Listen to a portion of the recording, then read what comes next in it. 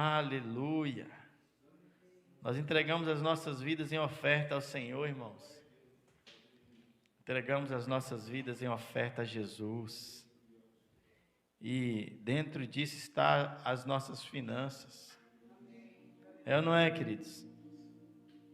Dentro disso está as nossas finanças. Por que nós ofertamos, irmãos? Por que nós dizimamos? Não é porque há uma lei dizendo que se nós não o fizermos, Deus vai permitir que o diabo leve tudo que é nosso, ou leve tudo o que o próprio Deus nos deu. Não é porque é uma regra nessa congregação que diz que você tem que fazer. Se você não fizer, você é deslocado para um grupo de segunda linha. Não, irmãos. Não é porque você, se não fizer, é excluído de qualquer ambiente na congregação. Não. É simplesmente porque as nossas vidas, irmãos, as nossas vidas são oferta a Jesus.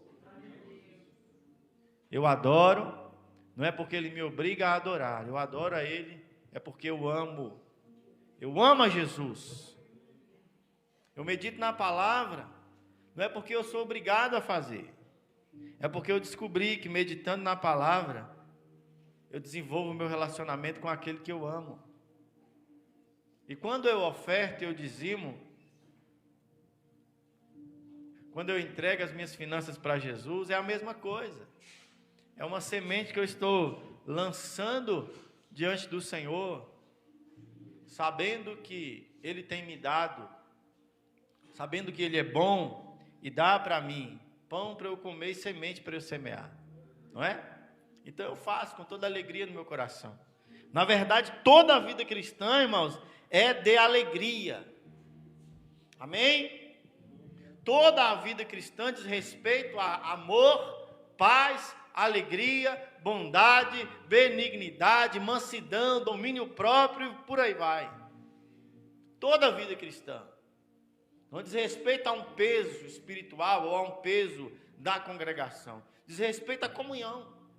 Você mesmo está aqui hoje porque você quer estar. Porque Jesus te conduziu a isso. Amém? Não é porque ninguém te pegou pela mão e te amarrou e lançou uma maldição sobre a sua vida e disse que essa maldição só seria tirada se você viesse a esse culto. Não, irmão. Você veio aqui porque você sabe que essa congregação de irmãos está buscando o Senhor. Esta congregação de irmãos tem Jesus como centro. Esta congregação de irmãos tem um objetivo central aqui, que é trazer a glória de Deus para as nossas vidas, para essa comunidade. É por isso que estamos aqui. Amém? Glória a Deus. Então receba da parte de Deus toda a provisão que você precisa, irmão. Amém? Receba da parte de Deus a provisão abundante que você precisa. Em o nome de Jesus, Ele é o Deus da provisão sobre a sua vida. Ele é o Deus de graça que provê na sua vida tudo o que você precisa para viver de forma abundante. E as pessoas olharem para você e verem Jesus operando na sua vida e terem o desejo por Jesus Cristo, quando eles olharem para a sua vida. E mesmo no meio da escassez, da tribulação, você glorificando e exaltando a Deus, porque você tem a certeza que Ele te suprirá, as pessoas olharão e assim louvarão a Jesus. Louvarão a Jesus pela sua fé manifesta na presença dEle. Amém? Glória a Deus. Vamos à palavra do Senhor. Eu quero que você abra a sua Bíblia em Josué, no capítulo 1. Josué, no capítulo 1, vamos à palavra do Senhor. Aleluia!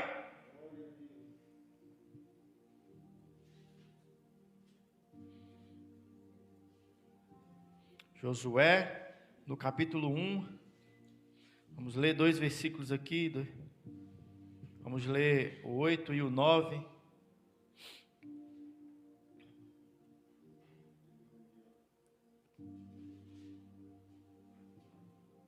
Glória a Deus. Amém? Vamos lá? Versículo 8. Que o livro da Torá esteja sempre nos seus lábios. Medita nele dia e noite, para que tenhas o cuidado de agir em conformidade com tudo que nele está escrito.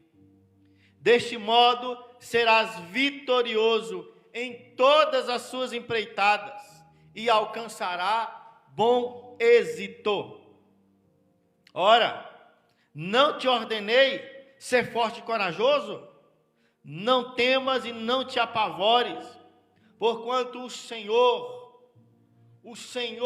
teu Deus, Yahvé, o Senhor teu Deus, está contigo por onde quer que ande. Amém? Você recebe essa palavra para você, irmão? Ele começa dizendo, na verdade, Deus não começa dizendo isso para Josué, diz outras coisas aqui antes. Porque Moisés morre, eles estão diante da promessa. Deus diz, olha, é você que vai conduzir o povo à promessa, Josué. É você que vai conduzir os que creram para entrar nessa cidade. Só que eu preciso te dar uma palavra para você entrar e vencer. Eu preciso te conduzir a sua alma para que você possa entrar neste lugar, se estabelecer como líder deste povo e vencer. E Deus diz, ser forte e corajoso. Tenha ânimo. Tenha ânimo. Essa promessa foi eu que lhe dei. Tenha ânimo. Levante a sua cabeça. Erga os seus olhos. Enxergue a promessa. Lá no versículo 1 ele diz, olha, Josué, Moisés morreu. Um ciclo acabou. Imagine a tristeza de Josué, irmão. A preocupação dele. Porque foi Moisés que os tirou do Egito. Foi Moisés que operou, por meio do poder de Deus, aqueles milagres. E aqui agora ele diz, Moisés morreu. Um ciclo terminou. Você precisa entender isso. Levante a sua cabeça. Eu te ordenei. Seja forte e corajoso. Ele diz, olha, Josué, medita na Torá, dia e noite. Medita na palavra. Talvez a maioria das traduções está lei, né? Medita na lei. Mas o original mesmo é Torá. É a palavra. Amém? É a palavra de Deus. A palavra que eles tinham ali revelada para eles. Então você pode ler isso aqui com toda segurança assim. Medita na palavra de Deus, dia e noite. Você pode ler assim com segurança, você pode receber isso assim com... mas nós não estamos mais na lei, nós estamos em outra aliança, mas você pode pegar esse versículo e ler com toda segurança. Medita na palavra dia e noite. Amém? Medita na palavra revelada do Senhor dia e noite. E meditar, irmãos, é mais do que pensar. Amém? É muito mais do que você pensar a respeito de algo. É falar a respeito.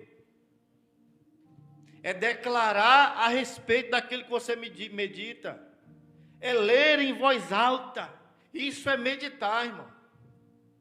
É mais do que você sentar num lugar e, como boa parte dos orientais fazem, ficar ali recitando mantras e pensando em coisas que talvez lhe traga algum benefício. Não, isso não é o que a palavra está dizendo, porque ele diz em seguida, esteja sempre nos teus lábios.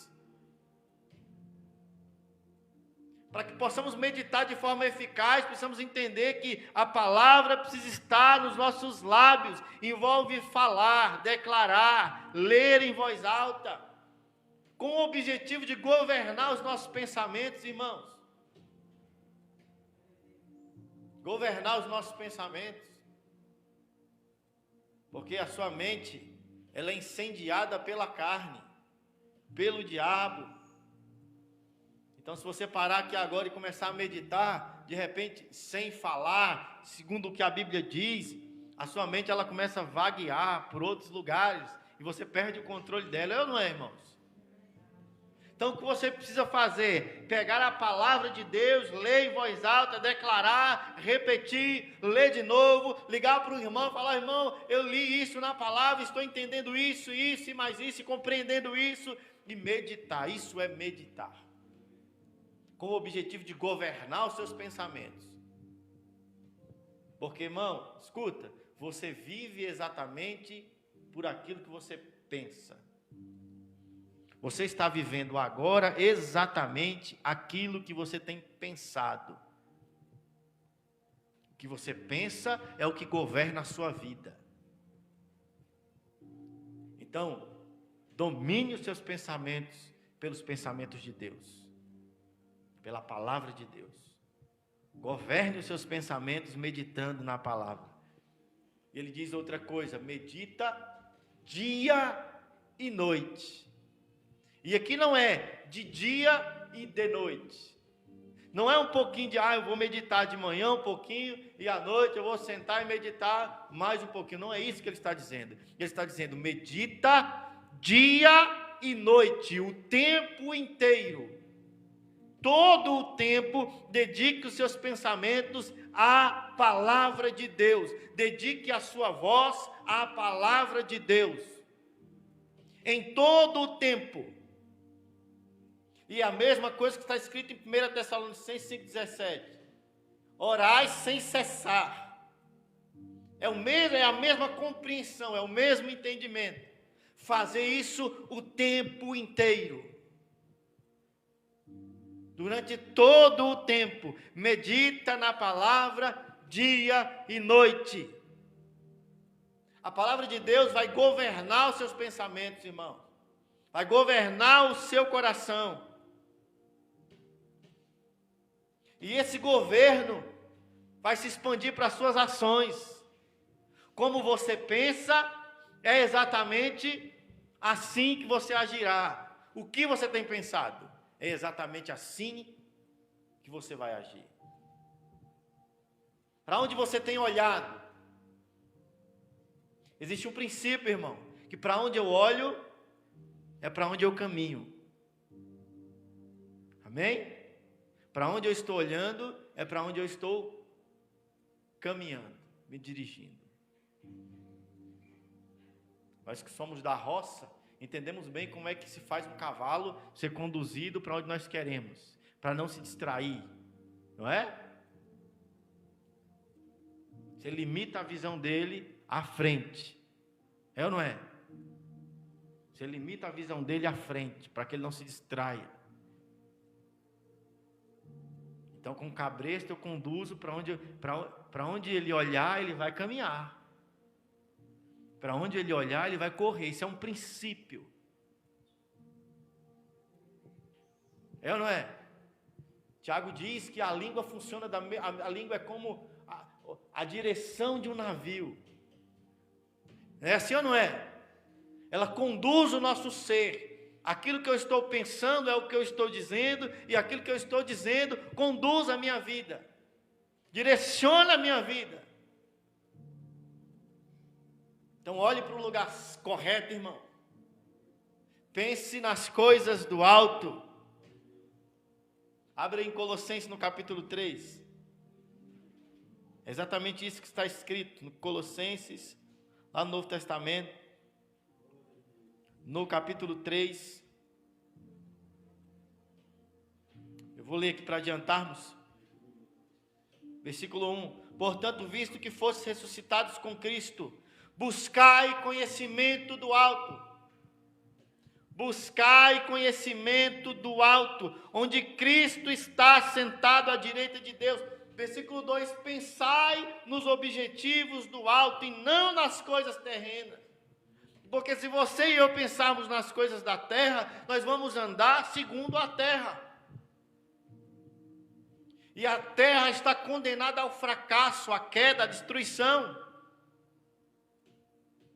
Este mundo caído está condenado à perdição. É por isso que nós não pensamos nas coisas deste mundo, nós pensamos nas coisas do alto, irmãos. Porque são as coisas do alto que estão conduzindo as nossas vidas para um propósito eterno. Porque se você ainda não parou para pensar, meu irmão, você está caminhando num propósito que é eterno. Não diz respeito ao pão de amanhã. Por que andais ansiosos com o que vocês vão comer amanhã? É o que o Senhor diz. Não é? Pensai nas coisas do alto, buscar primeiro o reino. E Ele vai cuidar de você, meu irmão. Ele vai cuidar de você. Medita de dia.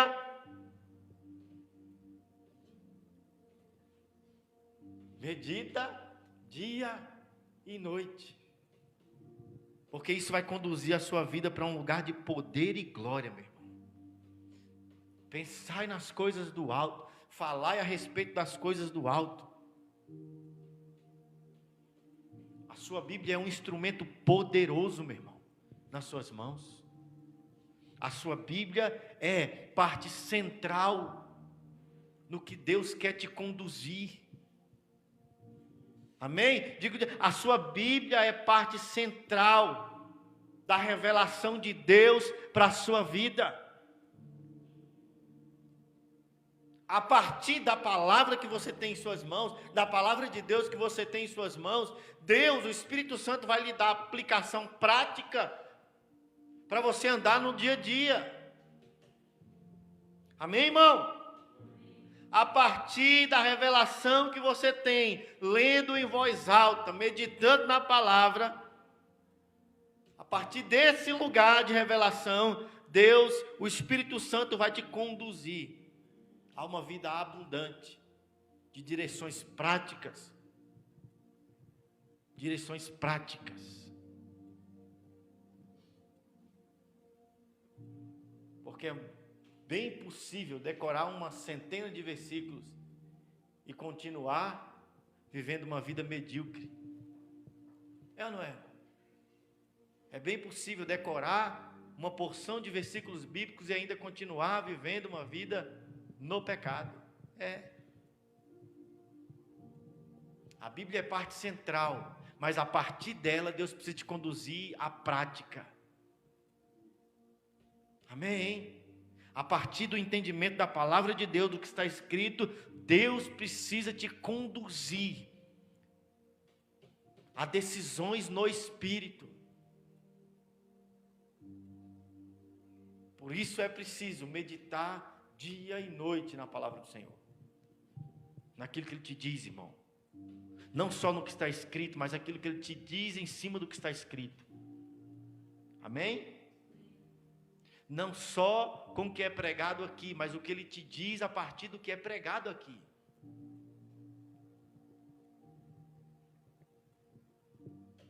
Não se limite ao que os seus ouvidos estão ouvindo agora, naturalmente falando. Saiba que o Espírito Santo está operando no seu interior, trazendo revelações poderosas para o seu amanhã. Amanhã. Por que muita gente deixa de congregar e meditar na palavra? Porque ela acha que isso aqui não tem aplicação prática. Não é? Eu estou congregando, eu estou continuando a caminhar na congregação e parece que isso não transforma a minha vida. Eu estou de mal a pior. E então ela deixa Jesus e busca outro lugar para estar. Porque ela acha que não há aplicação prática para o que está vivendo. É porque ela está limitada ao que está ouvindo. Ela está limitada ao que ela lê. É por isso que o Espírito Santo habita em você, irmão. É que Ele quer te levar para além do conhecimento. Amém? Ele quer que saiamos daqui, depois de um culto como esse, com decisões tomadas para a nossa vida. Ele quer que amanhã, a partir do que recebemos hoje aqui de revelação, a partir do que recebemos através desses textos lidos, do que foi falado. Ele quer que amanhã eu tome decisões práticas no Espírito e viva de forma vitoriosa. Amém? Viva segundo a vontade de Deus. Viver segundo a vontade de Deus nada mais é do que a aplicação prática daquilo que Ele diz no nosso interior. Aplicação prática daquilo que Ele faz ecoar no nosso interior. Medita dia e noite. Medita o tempo inteiro naquilo que Ele diz.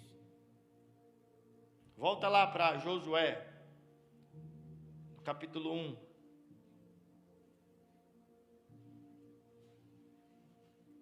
Josué no capítulo 1.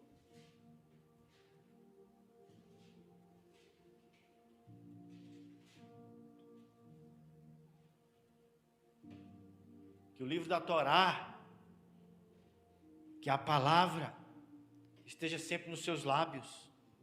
Medita nele de dia e noite, para que tenhas o cuidado de agir em conformidade com o que nele está escrito.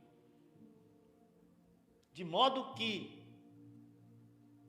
agindo assim, recebendo direção por meio da palavra, do que é revelado, da comunhão de Deus, do Espírito Santo falando no seu interior, deste modo, você será vitorioso em todas as suas empreitadas. Porque essas empreitadas que eu entrarei, é exatamente a direção de Deus para a minha vida. Você está entendendo o que eu estou dizendo, irmão? As empreitadas que eu vou entrar, é aquilo que Deus está dizendo para eu fazer. Não são as invenções da minha cabeça.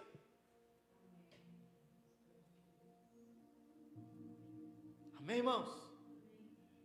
Então, quando uma congregação como essa começa a tomar decisões na comunidade, dirigidos pelo Espírito Santo, saiba que o final disso é vitória. O final disso é alcançar exatamente aquilo que Deus planejou.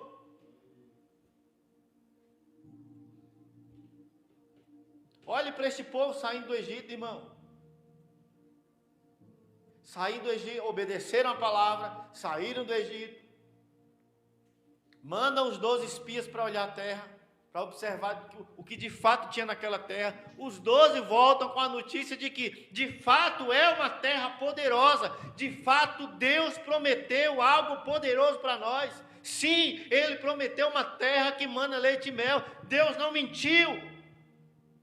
Eles voltam com essa notícia. A maioria de nós sabe, irmão, que a salvação é algo poderoso. A maioria de nós sabe que a vida cristã é uma vida de glória, de poder, de autoridade, de desafios vencidos. A maioria de nós sabe que a promessa é real. Mas dos 12, 10 voltam com uma notícia parcial, uma notícia verdadeira, mas com uma opinião. Olha, de fato é uma terra boa, só que não dá para entrar lá. Nós comparados àquele povo, somos como gafanhotos, insetos, eles vão pisar em nós. Vocês não entenderam? Lá tem gigantes. Um daqueles homens é capaz de destruir milhares de nós. Não dá para entrar, é impossível entrar. Realmente Deus prometeu, mas não é para nós. E Josué e Caleb diz: não, de jeito nenhum, vocês estão errados. Se Deus prometeu, se Ele é o Deus que nós cremos, se Ele prometeu, nós temos poder e autoridade para entrar lá e destruir aquele povo e tomar posse daquilo que Deus nos deu. Se Deus nos prometeu, não importa quantos guerreiros poderosos há naquela terra, não importa quão grande é aquela muralha, nós vamos entrar e vamos tomar aquilo que Deus nos deu. E por causa da incredulidade deles, dos 10, todos os que não conseguiram crer na promessa, não receberam a promessa. Todos aqueles que não conseguiram crer na palavra, não foram vitoriosos. Mas Josué, Caleb e os menores de idade entraram. Foram vitoriosos na empreitada que Deus lhes deu há 40 anos atrás. Em que lugar nós estamos, irmãos? Qual é o nosso posicionamento a respeito da promessa de Deus? Qual é o nosso posicionamento a respeito do evangelho, da vida cristã? Qual é o nosso posicionamento? Não, é porque está muito difícil. Olha só como é que está a congregação. Olha só como é que está a comunidade. Olha só como é que estão as nossas finanças. Eu acho melhor a gente parar com isso. Eu acho melhor a gente dar um basta nesse negócio. Não, eu vou dar um tempo de vida cristã. Mentira! Enxergue a promessa como algo de fato acessível. Porque no versículo 9, ele dá uma chacoalhada em Josué. E diz: não fui eu que te ordenei. Não temas, não se apavore. Escuta, irmão, quando ele diz isso, não é baseado na força de Josué, não, e nem na força daquele povo. Quando Deus diz isso, não é baseado na autoridade, nas armas que aquele povo tinha. Continue lendo o versículo. Ele diz: não temas e não te apavores, porquanto o Senhor teu Deus está contigo por onde quer que andares. Não diz respeito à sua força, à sua inteligência, não diz respeito à sua obediência, diz respeito a Ele, meu irmão. Diz respeito a Ele. Ele está com você durante a empreitada. Ele cuida da sua alma. Ele cuida de você. Levante a cabeça. Caminhe para o propósito. Ou você não tem um propósito, irmão? Isso é básico na vida cristã. Nós precisamos de um propósito eterno, irmãos. Para que o Senhor te chamou? Onde Deus te estabeleceu espiritualmente? É nesse lugar que Ele quer que você se estabeleça. Se arme. Busque revelação nele. E vença, meu irmão. Na empreitada que Ele te colocou. Porque não espere que Deus acompanhe as suas aventuras. Deus tem aventuras poderosas para você, irmão. Deus tem desafios poderosos, mas Deus tem. Por isso ele diz: medita na palavra, nela você encontrará direção. Ela é luz, ela é lâmpada para os meus pés. A palavra, a revelação de Deus me conduzirá a um caminho eterno. Me conduzirá neste caminho a derrotar inimigos, a vencer batalhas. E no final das contas glorificar o nome dEle. Porque dEle vem o poder. DEle vem a autoridade. Amém, irmãos?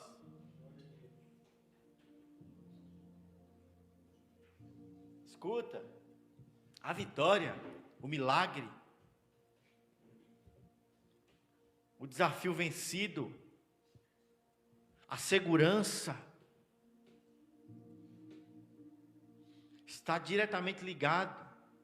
diretamente ligados ao que você pensa. Ao que você pensa. O que você está pensando está conduzindo a sua vida. Como você crer está conduzindo a sua... Como você está crendo, irmão? Isso está conduzindo a sua vida. O seu estilo de vida nasce a partir da sua crença, a partir da maneira que você crê.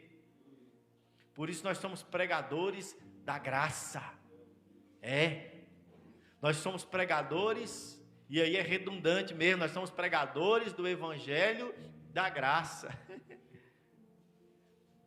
Eu não precisaria dizer que o evangelho é o evangelho da graça, se não tivesse uma centena de evangelhos com misturas sendo pregados por aí.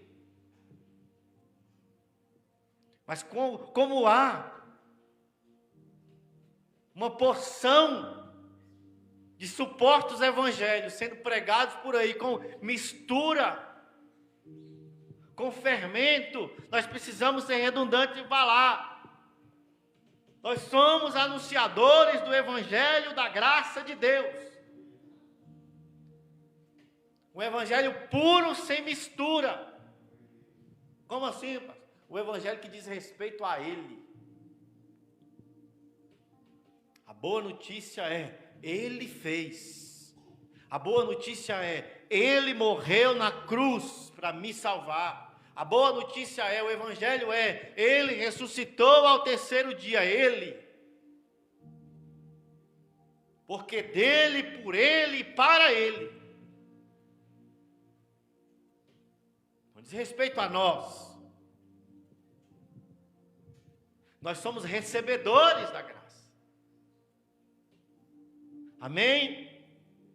Nós somos recebedores do poder e dos dons de Deus. E é nisso que nós andamos. É nisso que nós andamos. Ah, porque eu tenho que ser santo, glória a Deus. Mas a santidade é dom de Deus. Vem dele.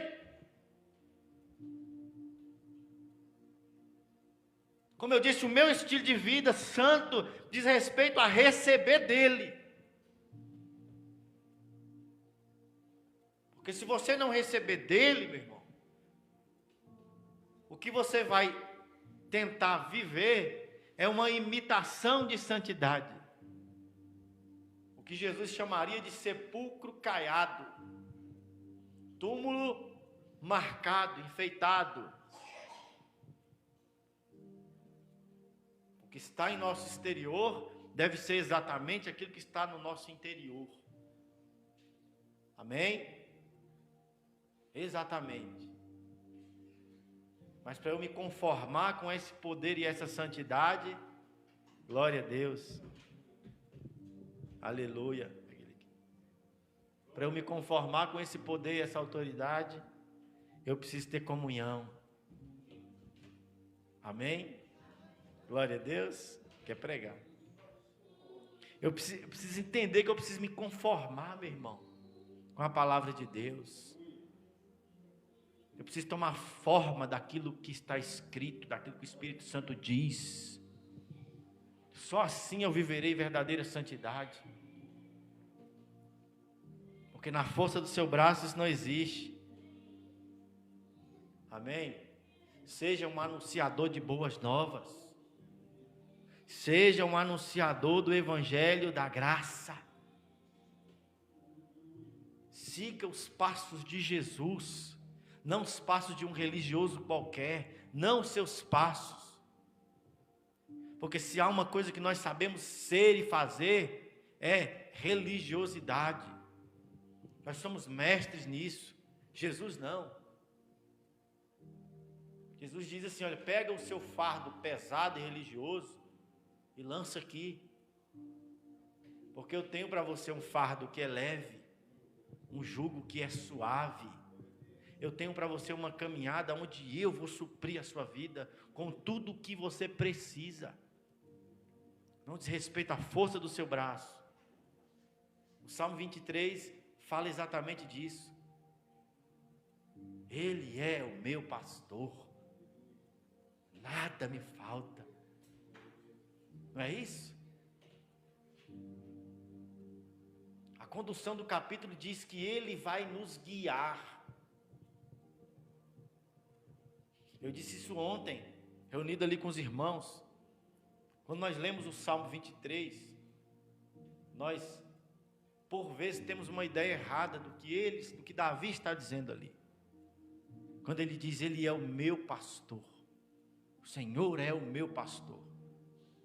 Nós tendemos a olhar para a igreja, não é? E olhar para o ministério pastoral e achar que é disso que ele está falando. Não, irmão. Ele está falando de um pastor de ovelhas. Escuta, quando Davi usa essa analogia, ele está dizendo que Deus se assemelha a um pastor de ovelhas. Que Deus na vida dele, e Davi entendia porque foi pastor na sua adolescência, na sua juventude. Ele diz, o trabalho de Deus comigo se assemelha a um pastor de ovelhas. Você sabe muito bem que a ovelha é um animalzinho difícil de lidar. Por quê? Porque é muito imaturo, não é? É muito simples. É um animalzinho que, se não for protegido, ele morre, ele é morto. É um animal que se perde com facilidade. É um animal que não tem uma visão bacana, que não consegue correr. Se um predador vier, ela não consegue correr e fugir. Ela precisa de um protetor. Precisa de alguém que a proteja.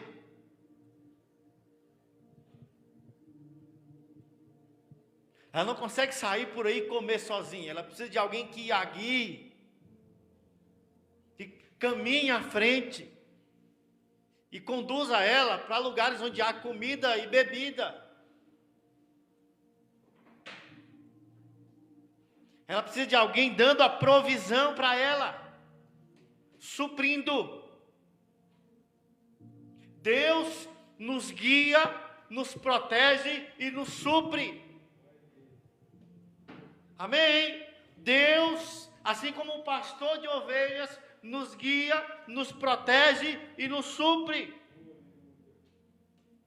Agora, para que a ovelha seja suprida, ela tem que estar disposta a sair do aprisco, ouvindo a voz do pastor, sair do aprisco, porque no aprisco não tem comida. O aprisco diz respeito a uma vida de incredulidade, a uma vida de prisão. Ela tem que estar disposta a sair deste lugar, passar pela porta, seguir o pastor, confiando que o pastor a protegerá. Porque o pastor precisa levar ela para lugares que são desafiadores, onde há predadores. Jesus diz para você, no mundo você vai ter aflições. Você vai ser conduzido para um lugar onde o inimigo se levantará contra você. Porém, escute uma coisa, como ele disse para Josué, eu estou com você o tempo inteiro. Eu sou o seu pastor, eu protejo você. A ovelha tem que estar disposta a caminhar, a ser guiada. A ovelha tem que estar disposta a ser guiada. Ela não pode ter um espírito de independência. Ela não pode ter um espírito de rebeldia. Ela precisa saber que ela precisa estar próxima ao pastor, porque ele é o único que a pode proteger, guardar. E só ele sabe onde há o alimento.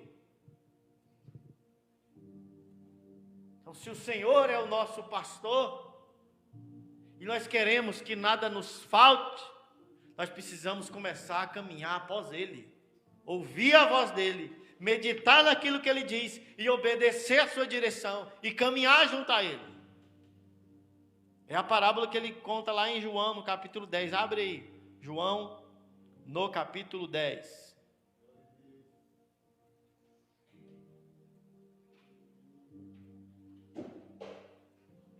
João 10.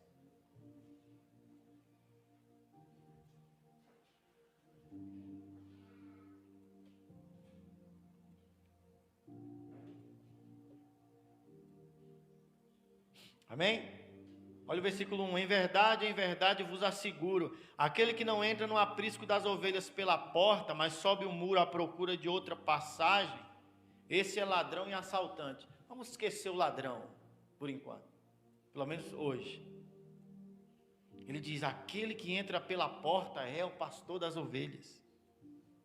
Para esse o porteiro abre a porta do aprisco. As ovelhas ouvem a sua voz. Ele chama cada uma das suas ovelhas pelo nome. Há um relacionamento que é pessoal, que é intransferível, meu irmão. Não acho que Deus está derramando aqui uma bênção genérica. Não. Ele está derramando uma bênção para aqueles que creem, para aqueles que ouvem a sua voz, discernem a sua voz e vão após ele. O versículo 3 diz que ele as guia para fora da incredulidade, para fora da força do braço, para fora das certezas humanas, para viver em fé, irmão. Viver em fé. E depois de conduzir para fora, todas as que lhe pertencem, vai adiante delas. E elas o seguem, porque reconhecem a sua voz. Não é porque estão amarradas em cordas e correntes, não. É porque reconhecem a sua voz. Não é porque estão ameaçadas de terem as pernas quebradas, os braços quebrados. Não, é porque reconhecem a voz do pastor. Todavia, de modo algum seguirão o estranho. Ao contrário, fugirão dele, porque não conhecem a voz de estranhos. Aquele que nasceu de novo discerne exatamente qual é a voz de Jesus Cristo.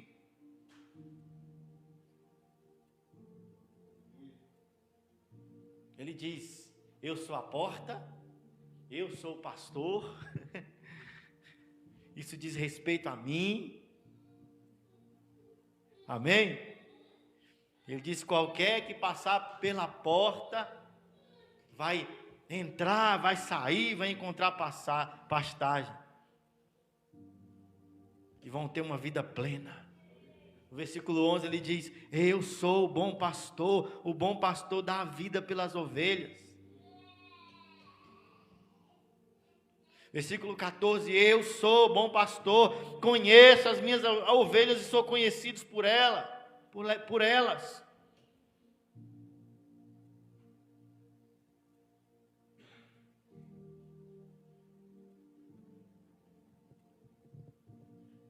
Agora, o segredo é, irmão, ouvir Ele.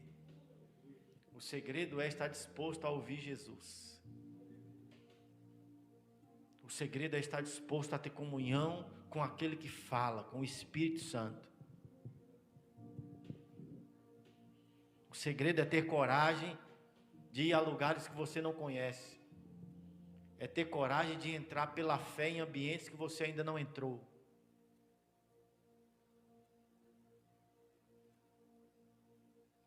Aleluia. Fique de pé no seu lugar.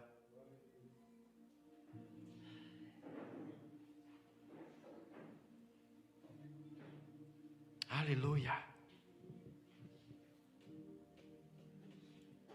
Deus quer lhe conduzir à proteção e a suprimento abundante. O único lugar, meu irmão, onde você estará seguro para viver a vontade de Deus, que é boa, que é agradável, que é perfeita, é na comunhão com o Espírito Santo. Esse é o único lugar. Não há segurança em nenhum outro lugar, irmão. Não há segurança em nenhum outro lugar. É na comunhão com as verdades do céu que eu sou guiado. É na comunhão com as verdades do céu que eu sou conduzido. É na comunhão com as verdades do céu que eu sou levado por Jesus, o meu pastor, a verdes pastos, a águas tranquilas, a lugar de suprimento abundante. Seguindo a Jesus, nós vamos encontrar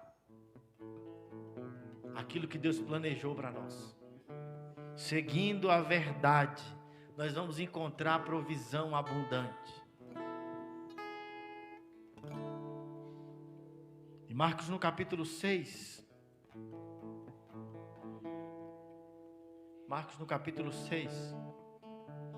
nós temos a multiplicação dos pães, dos 5 pães e dos 2 peixes.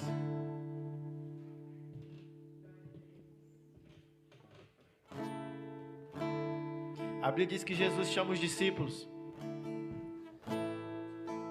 e diz assim: olha, vamos para o deserto, vamos para um lugar tranquilo, vamos descansar um pouco. Jesus diz isso para os discípulos: vamos descansar um pouco, vamos nos afastar um pouco da multidão e vamos para um lugar meditar. Tem algumas coisas que eu preciso falar para vocês. Ele pega os discípulos e leva para esse lugar. Mas a Bíblia diz que muitos reconhecem Jesus passando por ali e uma multidão se reúne lá no meio do deserto onde Jesus estava. E a Bíblia diz que Jesus teve compaixão daquela multidão, mais de 5.000 pessoas, porque Jesus diz que, o escritor diz que era uma multidão como ovelhas sem pastor, uma multidão procurando descanso, procurando suprimento, procurando uma palavra de verdade que os pudesse tirar de uma vida de incredulidade, de uma vida de morte. E a Bíblia diz que Jesus começa a ministrar o evangelho para aquelas pessoas, ministrar a palavra por horas e horas e horas, e aquelas pessoas não saíam dali. E no final daquele dia alguém diz: despede esse povo, Jesus, eles não comeram nada até agora. Esse povo veio te seguindo. Escute, esse povo, Jesus, veio te seguindo e eles não comeram nada. Se eles não forem alimentados, eles vão morrer aqui no deserto. Jesus diz: dá a comer para eles, velho. Alimenta o povo. Alguém diz: Jesus, como? Olha essa multidão. Nem há comida aqui o suficiente, e se houvesse dinheiro suficiente, não há onde comprar alimento para todos eles.